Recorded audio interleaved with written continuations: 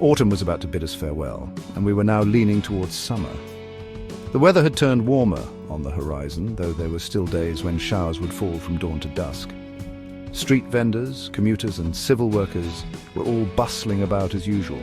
Everything was in progress. Indeed, the city of Gweru was waking up from its slumber. The sounds of honking lorries, vendors calling out their wares and conductors eagerly welcoming passengers filled the air as the Gweru CBD became increasingly busy. However, the most miserable part of it all was that I never became busy. After failing to secure a job at Josiah Tungamirai Air Force Base, I found myself home alone day after day. Both Aunt Nerupa and my cousin George left for work every morning, returning only after a long, tiring day at dusk. After dinner, we had only a brief moment to chit-chat before exhaustion took over. Most of the time, I would retreat to my library, where I tried to combat stress and loneliness through the distraction of reading. Before sinking into a book, I would first have to clean up the mess that the rats had created. I despised those rodents. They would tear apart every brown-paged book in the library, scattering little pieces everywhere. _T, there you are, I'm going to deal with you today, I exclaimed in anger, as I spotted 3 of them darting into a small cupboard where Uncle Martin stored important files. Holy _T, what a mess in here. I pulled open one of the cupboard shelves and discovered the files in complete disarray. Within minutes, I found myself absorbed in cleaning. Dusting shelves, rearranging books, and tidying the entire place felt like a duty I owed to the rats. Strangely enough, I think they helped me forget about my solitude at home. After reading for a while, I would check my cell phone only to see the time reflected on the screen. There were neither texts nor missed calls, just those annoying notifications from Icanet that I assumed were meant to taunt me. Indeed, it was a miserable time for me. I was single and feeling utterly defeated. Then, one day, reprieve came as a surprise while I was relaxing in my room. I'd never thought that I would be called for an interview anytime soon, especially after messing up my chances at the Air Force job. Ding! Ding! Ding! Frank exclaimed. Oh damn, my phone is ringing! I quickly jumped off my bed and grasped for my cell phone, which I had just placed on a small table. Before I could reach for a chair, I slipped, but how could it hurt when all I focused on was the call? Frank said, "Oh, it's Brother Robin. Why the hell is he calling me, gosh?" I swiped the green button to answer the call. Brother Robin greeted, "Hello, Frank, how is home? How are Aunt Nerupa and Cousin George doing?" Frank replied, "Oh, so many questions. Home is fine and they're all doing pretty well." Brother Robin continued, "Whoa, that's great. I have received a call for you from the ZNA HR. They said you should come to their 5 Brigade branch in Kwekwe." A moment of silence lingered as I absorbed the news, both surprised and thrilled. Frank asked, "Oh, really? What else did they say, Robbie?" Brother Robin explained, "Well, it's an interview. You're going to be recruited to serve under the Zimbabwe National Army." Frank responded, "Oh, good news. I never saw that one coming, actually." Brother Robin advised, "Yeah, good news indeed. You should stop worrying about how this came to be. What you need to do now is pack toiletries, a small bucket, a plate, a cup, sports attire, and a blanket." After sharing all the details, he hung up the call. Frank pondered aloud. A list? Are we really going to be away from home for a few days? I knew I had to see for myself what awaited me at 5 Brigade. The 14th of June 2023 was the date we had been advised to arrive before 8:30 a.m, and today was the 12th. I had only 2 days to prepare for this mysterious interview. Aunt Nerupa didn't seem to mind the whole situation and handed me $60 just in case I needed anything for the journey. I thanked her profusely. She had given me a sense of comfort about what I was about to face. The next morning, June 13th, 2023, I woke up early, took a long bath and brushed my teeth thoroughly. I felt ready to leave for Kwekwe. The fear that had gripped me earlier had vanished, replaced by a sense of determination. I felt courage bubbling inside me. I was prepared for whatever challenges lay ahead. Before leaving, I bid farewell to Cousin George and Aunt Nerupa. They looked downcast at my departure. But the fact that I would pass by Sister Rupali's house in Amaveni offered them some comfort. Aunt Nerupa said, "Oh, my niece, you're leaving us now? Who is going to tell us stories?" Cousin George added, "Yes, Mother. Who is going to make us laugh now that the center of happiness is going? Damn, I bet this is going to be so sad, Mom." Frank reassured, "Oh, come on, you guys. I'm not leaving forever." Aunt Nerupa and Cousin George replied, "Yeah, you're not. We guess we'll see you when you come back." As the golden sun crept slowly over the horizon, it cast its warm yellow beams onto the early foliage of the trees lining the streets. It was a beautiful morning. Woodlands Park had never offered such a picturesque view before. A cool breeze generated by the lush green canopies fanned us with each passing moment. What delightful weather it was. A few moments later, I was already on a train ready to leave. These trains travelled from Bulawayo to Kwekwe, and I'd secured a seat on the early departure. I felt fortunate. Had I not managed to find a spot, I would have been forced to stand for the entire journey to Amaveni station. As the train chugged along, there were plenty of distractions to keep me preoccupied, leaving little time to contemplate the purpose of my trip. Among the highlights of the journey was a girl who sat beside me shortly after I boarded. She exuded a lively spirit and had a knack for humour. Rosie. Hey, I'm Rosie. And you? Frank. Oh, I'm Frank. It's nice to meet you, Rosie. Rosie. All right, same here, dude. Frank, really? So, are you visiting or do we have something in common? Rosie. No! I'm going for an interview that's scheduled for tomorrow, dude. Frank. That's interesting, Rosie. Rosie. Sure. What about you? What will you be doing in Kwekwe? Frank. Oh, me? I'm also going for an interview, and mine is due tomorrow as well. Rosie. Now I see we have something in common indeed. Frank. Yeah, maybe. But the interview I'm going for is a bit farther from Kwekwe. Actually, it's at 5 Brigade, a couple of kilometres away. Rosie. Oh my gosh, that's where I'm going too, dude. In fact, I'm planning to spend a night in Hillendale and then head to 5 Brigade in the morning. Frank, wow, we have a lot in common here. You're spending the night in Hillandale and I'm heading to Amaveni, just separated by a road. Rosie, yes, it's funny, and Rosie was interrupted by a couple of vendors who approached us, their baskets brimming with apples and bananas. They were calling out to passers-by, urging them to buy their fresh fruits. Rosie, hey sir, how much for the apples? Vendor, it's 20 cents for each. Frank, what about the bananas, vendor?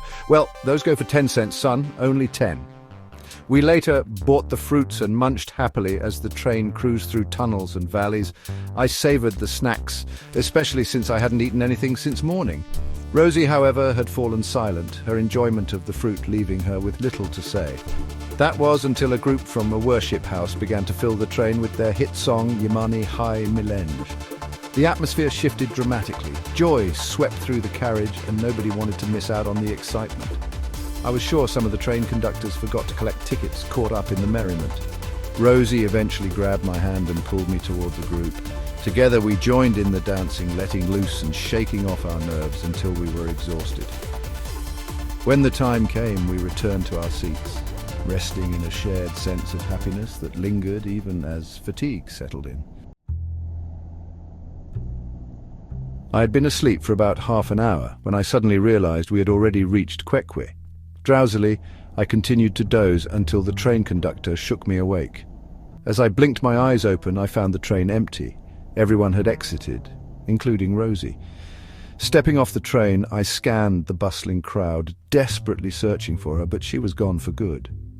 What a miserable moment it was. I'd thought I'd found a good friend with whom I shared so much in common, but it turned out she was always running away. For a fleeting moment, my heart ached, but I felt utterly helpless. She was gone, and I clung to the hope of finding her at 5 Brigade. Before long, I booked a taxi that dropped me off at Sister Rupali's house in Amaveni. Everything felt indifferent. It had been so long since I had visited Kwekwe. The roads were wrecked, muddied by potholes, and bursting sewage pipes lined the streets. I realized I had been away for too long. The once vibrant and attractive city was now in ruins. Even the swimming pools where we used to wander after school had transformed into toxic dens. Not a single thing remained unchanged in my childhood city. Determined to revisit every familiar place before the sunset, I set off to the shopping centre, the library, Amaveni Primary School, the football courtyard, and of course the electronic games arena. Among them all, the primary school struck me the most. Standing at the assembly point, I reminisced about how it felt back when we were students. I later wandered over to the music quarters and the woodwork workshop, but both places were locked. I could only recall fragments of memories before heading to a small hedged yard where we used to jump mischievously. I remembered how Mr. Mathis would scold us whenever he caught us messing with the lawns. As I stood there, I felt a wave of sadness wash over me, and I wanted to cry. However, I held back when I remembered I was in the company of my niece. Happy had refused to stay home due to the load shedding. Being cooped up staring at the walls without a radio or movies would have driven him mad. My arrival had lifted his spirits a bit.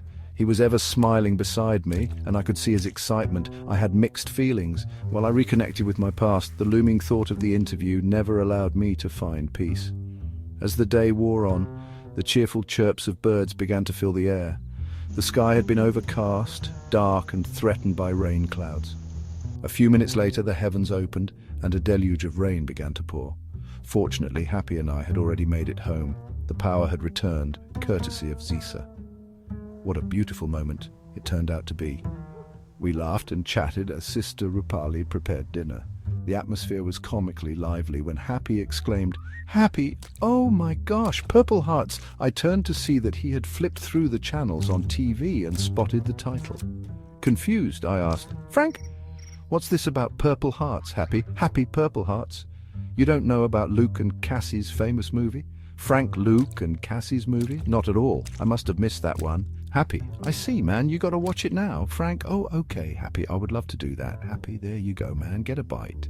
Just then Sister Rupali brought in dinner, sadza, paired with chicken smothered in green pepper and chili, accompanied by a refreshing cup of juice. We savoured our meal while continuing to watch the movie. I particularly enjoyed the chili soup. It was hot and delicious. After dinner, Sister Rupali excused herself and went to bed. Happy and I remained engrossed in the film. We felt no fatigue as we watched this incredible love story unfold. My favourite scenes were the final moments when Cassie and Luke reunited after overcoming their obstacles. I vowed to watch it 20 times without growing tired. Eventually, however, we both felt the need for rest, so we climbed into our beds ready to sleep. Everything had been put under immense pressure. The morning that followed nearly made my head explode. It spun wildly, accompanied by a headache I assumed was the result of insufficient sleep. "Frank, ouch, it hurts! Ah!"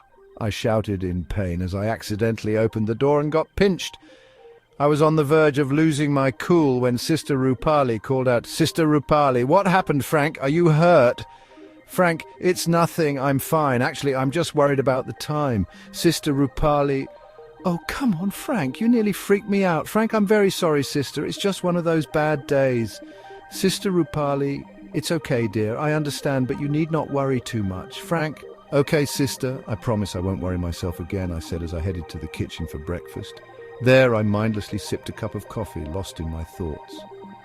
A few minutes later, I found myself on a bus headed for 5 Brigade. The bus was half empty and I quickly snagged a window seat, eager for a good view. I loved sitting by the window when travelling by bus or plane. At that moment I felt a rush of excitement. Thick forests, expansive domes, rivers and hills unfolded before my eyes as the bus cruised along the road. I was grateful for the distraction, as it allowed me to temporarily forget about the mysterious interview that awaited me. The scenic views beside the highway were a welcome balm for my nerves. We reached 5 Brigade without realizing it. Thankfully, the conductor reminded me, as I had informed him that I was unfamiliar with the area. I thanked him with a handshake and stepped down at the bus stand. Unsure of which direction to take, I saw a group of 4 boys and 3 girls who seemed to be waiting for a taxi.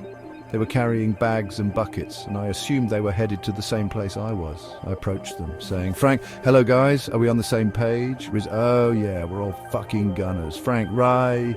Is, oh my gosh, am I fucking dreaming?" I shouted in joy as I recognized Riz among the group. He wasn't alone. He had Mahi, Adi and Taku with him. How amazing it is when old friends meet again after so long. We exchanged handshakes and hugs, then proceeded with introductions to the unfamiliar faces. I wasn't particularly interested in getting to know the new boys. My attention was drawn to the pretty girls. One of them, who introduced herself as Ria, took my breath away. I felt goosebumps rising before I could even say anything to her. "Frank, hello, I'm Frank." "Ria, hey, how are you?" "I'm Ria," she replied, extending her hand for a greeting. "Frank, wow, it's nice meeting you, Ria." "Ria, it's nice meeting you too, Frank." "Frank, hey, I've been thinking, do you mind if we grab a juice or coffee while we wait for taxis?" "Ria, only coffee? What about juice and snacks?" "Riz, yeah, what about juice, man?" "Frank, hell no. You will never change, will you?" "Riz, Easy, easy, easy. Frank, coffee is good in company after all, isn't it, Ria? Ria, oh yeah, you're right, Riz. Actually, it tastes better when talking to somebody. And it's so, what are we waiting for? Let's go treat ourselves. Mahi, hell yes. That's a superb idea, Addy. I've heard rumors that they serve delicious snacks here. Riz, I'm starving. I can't wait to get a bite. Yes. Frank, it's a toast. Let's make toast, you guys. We headed to a roadside restaurant where Addy was the first to order a plate of fried rice. The others followed suit. I felt disappointed, as my plan to find some space and talk to Ria had gone awry. Instead, I found myself playing dumb. I depressingly drank my juice, wondering what I would do next. On the other hand, Riz was bragging about messing up my plan. I felt angry when he stood up and shouted, "Riz, a toast to my special friend Frank. Frank, man, what do you think you're doing? Is this toast not supposed to be for all of us? Taku, damn, Riz, just stop being a jerk and do something realistic for once. Maybe this time you won't be kicked back home. Ria, guys, just stop it. Stop adding pressure on our heads. We already have too much of it. Look, we're busy enjoying our snacks. So please, will you kindly stop your crap? Riz, oops, who are you? What do you think of yourself, Mahi? Everyone, Riz, that's enough. After exhausting my third glass of juice, I checked the time on my cell phone. Frank, oh my what? Guys, it's 8:30 a.m. We're F_CK. Mahi, Jesus, F_skate the snacks, F_CK the coffee. We're half an hour of _king late.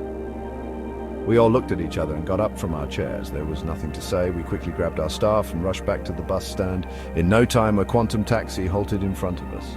It was time to leave for BF. An old, white-bearded and sarcastic guy with a large nose waved us to get in. He seemed to be in a hurry, so we didn't delay in taking our seats.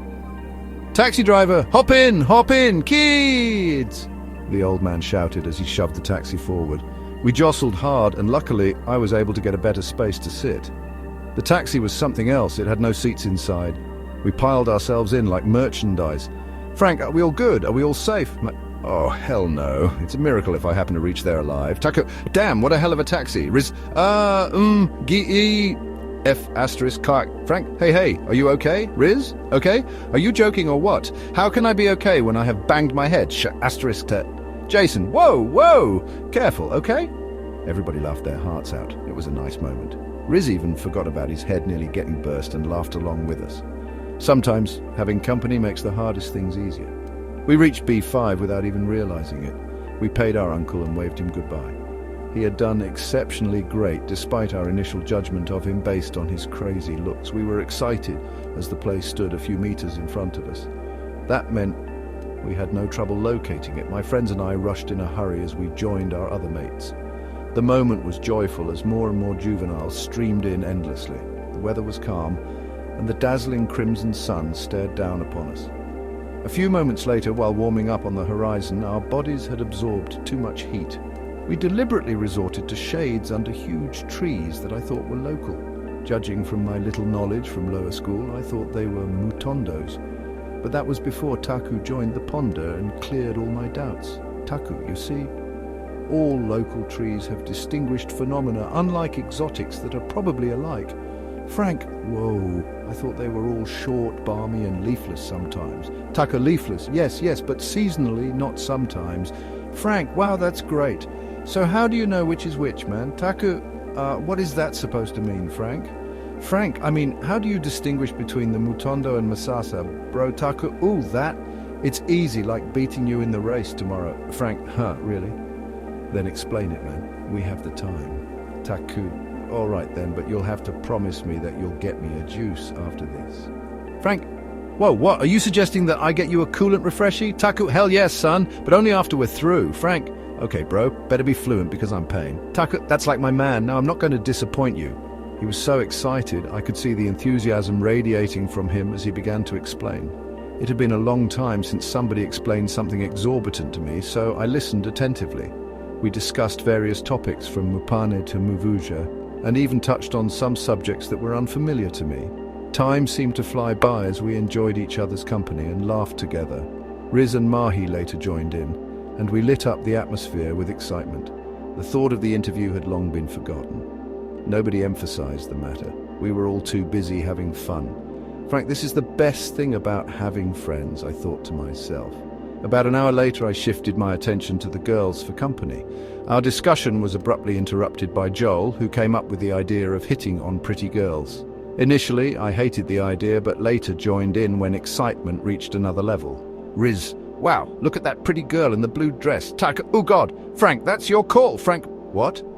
Oh, come on, guys, let's be serious. Jason, damn, serious is for Royal Guards, idiot. Christine, hey, Joel, will you go and call me Katerina over there? Joel, holy _tag. Man, so am I your message boy now? Mahi, Jesus, where did you even get her name? Christine. It's not her name. D_MP ass. She looks like Catherine from the originals. Can't you see? Everyone. Whoa, the originals. Damn it, how did we miss that? We all roared at once, drawing the crowd's attention towards us. It was a kind of hilarious, yet exciting moment. Sometime later, I got myself busy again. I was in pursuit of pretty girls. This was earlier, after we had dispersed our group. Riz and Mahi had gotten into a quarrel over a girl they didn't even say hi to. My other colleagues perched themselves into small groups, mostly made up of girls, while I moved from one group to another. I only approached nice and friendly ones so I wouldn't create a scene. Given that everybody had stress hidden behind their heads, I had to be careful. I